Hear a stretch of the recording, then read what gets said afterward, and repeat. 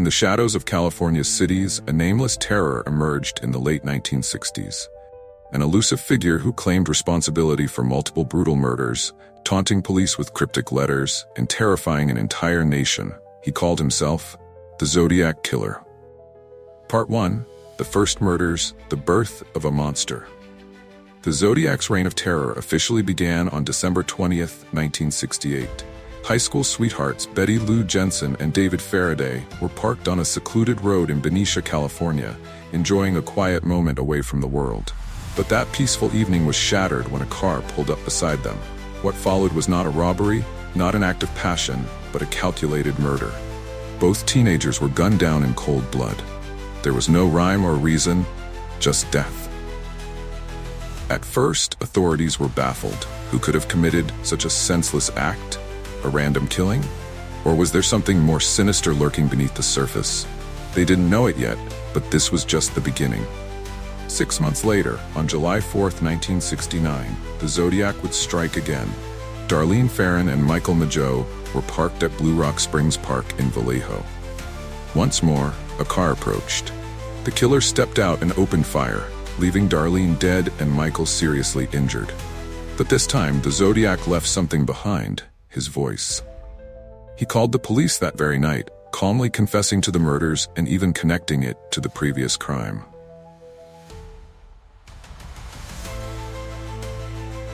Part 2. Enter the Zodiac, the Letters and Ciphers. On August 1st, 1969, 3 Bay Area newspapers received nearly identical letters.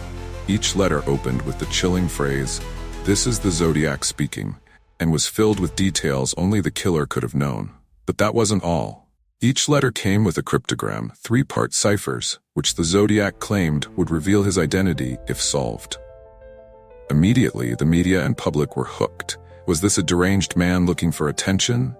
Or was there something deeper, something more calculated about the Zodiac's cryptic taunts? Desperate to crack the code, police enlisted cryptologists, amateur sleuths, and even ordinary citizens to help. Days passed, until finally, a breakthrough came. A schoolteacher and his wife, Donald and Betty Harden, solved the first cipher. It read, "I like killing people because it is so much fun." Chilling words that confirmed the Zodiac's dark pleasure in his crimes. Part 3. More murders, more taunts. But the Zodiac wasn't finished. On September 27th, 1969, he struck again, this time at Lake Berryessa. College students Brian Hartnell and Cecilia Shepard were enjoying a quiet day by the lake when a masked man approached them. This time, the killer didn't use a gun. Armed with a knife, he tied the couple up before viciously stabbing them. He then used a marker to scrawl his iconic symbol, a cross within a circle, on their car door, along with the dates of his previous murders. The Zodiac called the police himself that night to confess once again, but this time, one of his victims survived. Though severely injured, Brian Hartnell provided a detailed description of the masked man. Despite this, the Zodiac continued to elude capture.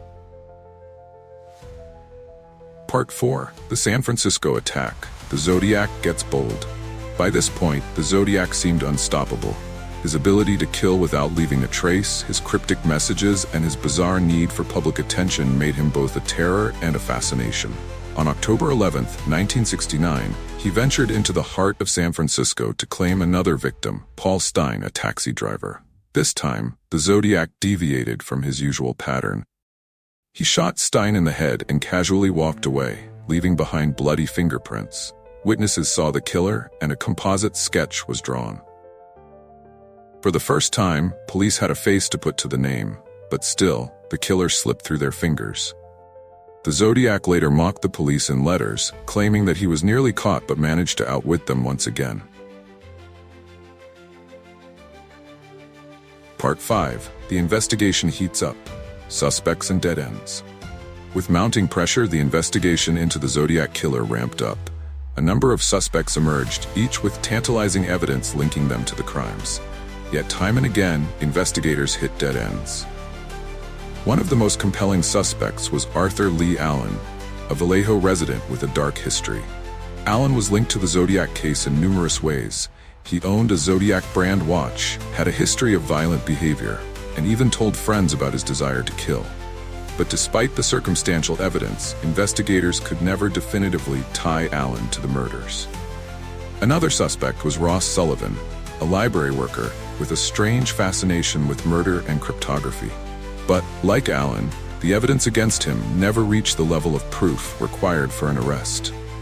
Time and again, investigators found themselves stuck in an endless web of possibilities with no concrete answers. Part 6. The Ciphers that remain unsolved. While some of the Zodiac ciphers have been decoded, others remain a mystery to this day. One of the most infamous is the Zodiac's 340-character cipher, sent in 1969. For decades, it baffled experts until December 2020, when a team of amateur codebreakers finally cracked it. The message didn't reveal his identity, but reaffirmed his joy in killing and evading capture. But there are still other ciphers, other puzzles left unsolved. Could they hold the key to the Zodiac's identity? Or are they just more taunts from a man who thrived on confusion and chaos? Part 7. The Zodiac Today, a legacy of fear.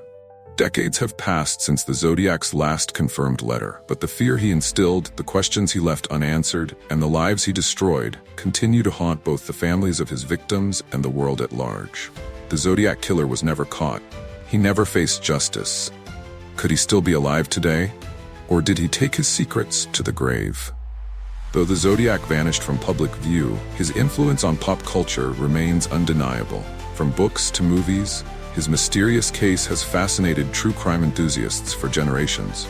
But for those who lived through the terror the families left behind, this is more than a puzzle. It's a wound that refuses to heal. Conclusion. The eternal mystery. The Zodiac Killer case remains one of the greatest unsolved mysteries in American history. Who was this masked figure that toyed with law enforcement, led a city into fear, and claimed so many lives? Was he an ordinary man hiding in plain sight? Or was he a genius, carefully plotting his every move? We may never know the truth, but the legacy of the Zodiac Killer, his terror, his taunts, his twisted games, will forever be etched into the annals of history. Sleep tight, and remember, the Zodiac could be anywhere. Watching. Waiting. Thank you for watching. If you enjoyed this deep dive into the mysterious case of the Zodiac Killer, don't forget to like, share, and subscribe for more unsolved mysteries. And remember, the truth is always closer than it seems until it slips through our fingers.